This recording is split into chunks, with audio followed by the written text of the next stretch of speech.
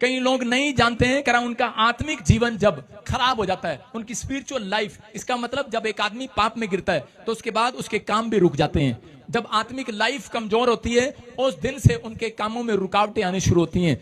आज यहाँ पर बहुत सारे लोग ऐसे हैं जिनके कामों में रुकावटें हैं, लेकिन उनको ये नहीं पता कि हमारे अंदर कौन सा पाप छिपा हुआ है। आपको नहीं पता, बहुत अलग अलग तरीके के पाप हैं। हो सकता है आपने शराब पीना, गाली देना, झूठ बोलना छोड़ दिया हो, लेकिन कुछ पाप ऐसे होते हैं जो छिपे होते हैं। घमंड का पाप एक ऐसा है, कह रहा है जो कभी भी उसके पैर नहीं होते। सब पापों के पैर होते हैं लेकिन घमंड के पाप के पैर नहीं होते। अगर मैं इस बहन से पूछूं तू घमंड करती है, बोलेगी ना मैं तो कभी कितना ही नहीं। मैं अगर आप मेरे से पूछोगे तो मैं कहूंगा तेरा दिमाग खराब है क्या, मैं तो पादरी हूं, मैं तो वैसे ही घमंड नहीं करता। अरे घमंड होता नहीं, हो जाता है। Hallelujah, hallelujah. तो ऐसे ही लव यू होता नहीं है, हो जाता है।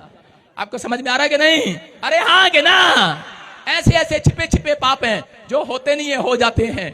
आपको समझना है, कुछ पाप ऐसे हैं जिनको लोग दबा कर रखते हैं। कुछ पाप ऐसे हैं, कुछ गलतियां ऐसी हैं जो कह रहे क्रोध होता नहीं है, हो जाता है, लेकिन शाम आने से पहले माफी नहीं मांगते लोग और उनके कामों में रुकावटें रहती हैं। अगर आज भी आपके कामों में रुकावटें हैं तो आज आत्मिक लाइफ को आपको सही करना पड़ेगा। कितने लोग तैयार हैं आत्मिक लाइफ को सही करने के लिए? मैं जब वचन में सिखा कर भेजता हूं, आपको समझ में आए ना आए, लेकिन अगर आप आमीन बोलकर जाते हैं तो एक एंजल आपके घर में सुधार करने के लिए जाता है।